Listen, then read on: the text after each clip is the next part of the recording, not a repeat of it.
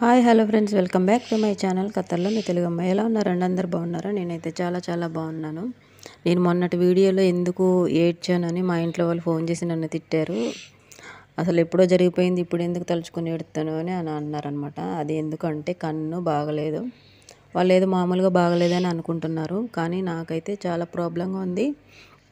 కన్నెమ్మట నీరు గారడం, కన్ను అదే లోపల గుడ్డు ఉంటుంది కదా, అది బాగా నొప్పి అనమాట. నొప్పి ఒకటి, మళ్ళీ మంట, కరుకు మంటది కదా, నలకలు పడ్డట్టు అలా ఉందన్నమాట. కన్ను అంతా వాసి రెడ్డిగా అయిపోయి, కన్ను మొత్తం రెడ్డిగా అయిపోయిందనమాట.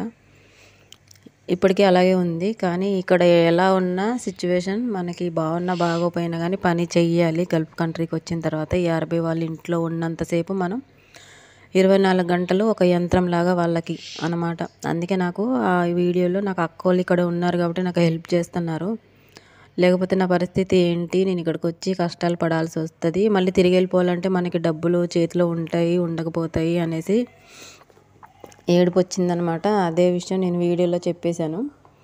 అంటే మన వాళ్ళు అందరికీ తెలుస్తుంది కదా, ఇక్కడికి వచ్చి బాధలు పడతారు, బాగోపోతే వెళ్ళిపోవాలని అనుకుంటారు. నేనంటే ఏ కష్టం వచ్చినా కూడా తట్టుకొని నిలబడుతున్నా. ఎందుకంటే డబ్బులు ఉన్న వాళ్ళు అయితే అలాగే వెళ్ళిపోతారు. మొన్న మా మేనత్త వచ్చి అలాగే ఒక 3 నెలలు కూడా పని చేయకుండా వెళ్ళిపోయిందనమాట. అది వీడియో రన్ అవుతూ ఉంటుంది, నేను చెప్పే మాటలు మాత్రం వినండి. ఇక్కడికి వస్తే తప్పకుండా పని చేయాల్సిందే. జ్వరం వచ్చినా, నీకు చేయి తెగినా, కాలు తెగినా, కాలు నొప్పి పట్టినా, ఇంకేమైనా కానీ వాళ్ళు పట్టించుకోరు. పని చేస్తూనే ఉండాలి. పని చెయ్యి అని ఒక క్షణం తిరగబడి మాట్లాడినామంటే మనం ఏమంటే వాళ్ళు మనకి శిక్షలు అనేటివి విధిస్తారనమాట. మామూలుగా టార్చర్ పెట్టరు. ఇంకా పని మీద పని చెప్తూనే ఉంటారు. అందుకనేసి ఇక్కడికి రావాలంటే పని చెయ్యాలి, తప్పదు, చేయగలము అని అనుకుంటేనే రావాలి. లేకపోతే వీళ్ళతో వేగలేం మనం.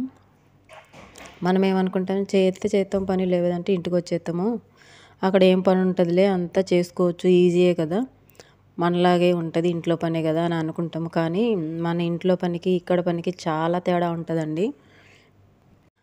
మన ఇంట్లో పనికి ఇక్కడ పనికి చాలా తేడా ఉంటుంది. మనకి అన్నం వండుకొని, కూర వండుకొని, పొద్దున్నే టిఫిన్ చేసుకొని, పిల్లల్ని బడికి పంపించుకొని, బట్టలు ఉతుక్కొని, గిన్నెలు కడుక్కొని, ఇల్లులు కడుక్కొని, దేవుడు పూజ చేసుకొని ఉంటే తింటాం, లేకపోతే పడుకొని ఉంటాము. హ్యాపీగా ఉంటుంది. మనల్ని అడిగేటోడు ఎవ్వడు ఉండడు. ఈరోజు లేగలేదేంటి, ఎందుకు వండలేదు అని కూడా అన్నారు. మనకు బాగాలేదంటే మన ఇంట్లో వాళ్ళకి తెలుస్తుంది కాబట్టి వాళ్ళు వంట చేస్తారు, లేదంటే మనకి ఏదో చూస్తారు. మన పక్క ఇంటి వాళ్ళైనా మనకు సహాయం చేస్తారు. పిల్లల్ని చూసుకోమంటే కొంచెం చూసుకుంటారు. హాస్పిటల్కి వెళ్ళాలనుకుంటే అప్పటికప్పుడు వెళ్ళొచ్చు. ఇక్కడ అలా కాదండి, వాళ్ళు ఇష్టమైతేనే హాస్పిటల్కి తీసుకెళ్తారు. మనం అడగ్గా ఏదో ఒక పెనడోల్ ఇస్తారు, ఆ పెనడోల్ పడేసారు మన మొఖాన్న, వేసుకుని పని చేయంటారు, అంతే తప్ప ఎక్కువగా అయితే హాస్పిటల్కి అయితే తీసుకెళ్ళరు వీళ్ళు. ఎంతో సీరియస్గా ఉంటేనే హాస్పిటల్కి తీసుకెళ్తారు అనమాట. ఇక్కడ చాలా చాలా కఠినంగా ఉంటారు. అందరూ అట్లా ఉంటారో లేదో తెలియదు నాకు, కొంతమంది అయితే అట్లనే ఉంటారు. అందుకని వచ్చే ముందే ఆలోచించుకోండి. వస్తే బాగానే ఉంటుంది, కానీ ఓపికగా చేసుకునే పరిస్థితి ఉంటే పర్వాలేదు. కొంచెం ఆరోగ్యం బాగోని వాళ్ళు అయితే రాకండి.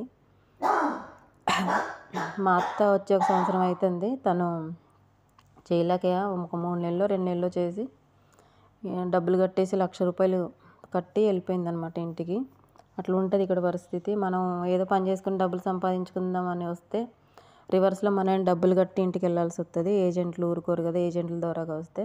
ఎవరన్నా చుట్టాలు చూస్తే పర్వాలేదు, ఇంట్లో మంచి ఇల్లు అయితే, చిన్న సింపుల్గా ఉండే ఇల్లు అయితే పర్వాలేదు, ఎక్కువ జనం ఉన్న కాడికి కూడా రాకూడదు. పనితో నలిగిపోతాం మనము.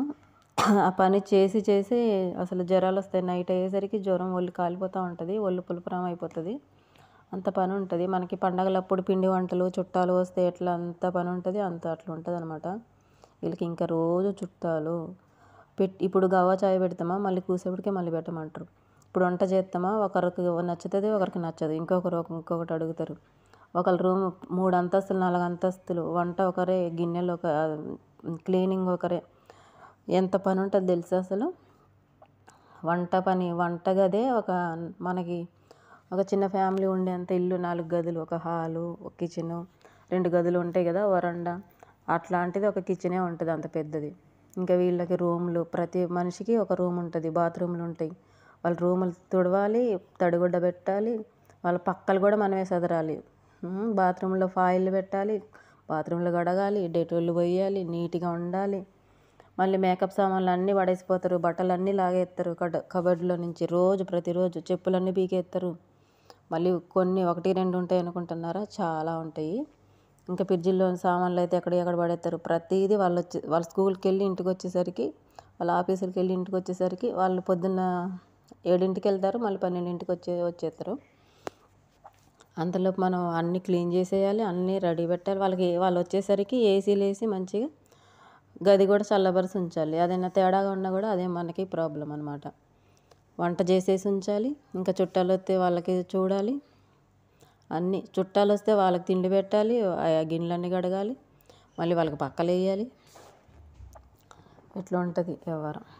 వాళ్ళ బట్టలు కూడా మనమే ఉతకాలి. చాలా చాలా రిస్క్గా ఉంటుంది. అందుకని మీరు రావాలనుకుంటే చాలా ఆలోచించి రండి. మీకు ఏదో చిన్న చితక పని వస్తే అక్కడ వదులుకొని ఇక్కడికైతే రాకండి. శుభ్రంగా అక్కడే ఉండి పిల్లల దగ్గర హ్యాపీగా చేసుకోండి. నేను ఇచ్చే సలహా అయితే ఇది. మరీ తప్పదు, మనకి ఏం పని రాదు, ఇంట్లో పని తప్ప అనుకుంటే రండి, వచ్చి హ్యాపీగా చేసుకోవచ్చు. వచ్చి డబ్బులు వేస్ట్ చేసుకోకుండా ఒక 2 సంవత్సరాలు 3 సంవత్సరాలు చేసుకుని వెళ్ళిపోయేలా చూసుకోండి.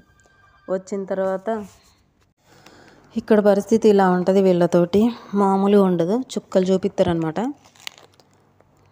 ఇంకా మేమైతే ఈరోజు వంటలన్నీ ఇలా చేసుకున్నాము.